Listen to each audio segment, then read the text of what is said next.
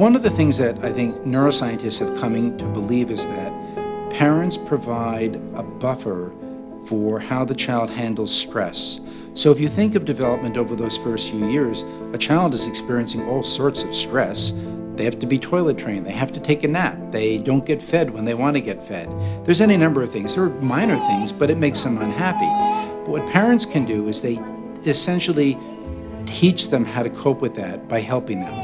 And so we know that development occurs in this environment of relationships. And if the relationships are not good, often what happens is the child doesn't learn how to regulate their own emotional response and how to deal with stressful life experiences. Estamos na rua de casa, amor. Calma. Já vai passar, já vai passar. Já vai passar. As they grow older and they start to experience real life stress, like, you've always done well in school, now you fail an exam for the first time. You have no experience in how to cope with failure. But if your family has helped you deal with other failures, you'll overcome that. Deixa eu te ensinar.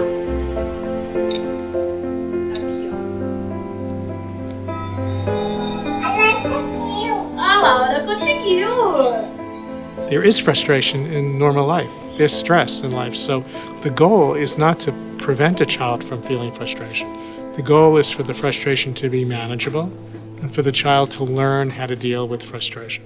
Só tiquinho, tá? You need that little bit of challenge and the frustration that goes with not being able to do something so easily so that you work at it. It's not only working at it to master that skill, it's working at it to develop a sense of what it's like to work for something that's not that easy.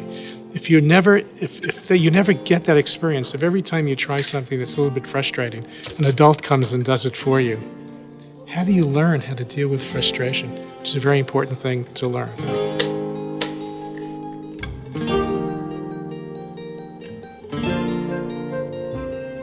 Frustration is a critical part of healthy development, and learning how to master it is a critical part.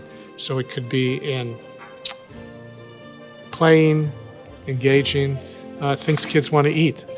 Kids like to eat junk. They like to eat more sweets.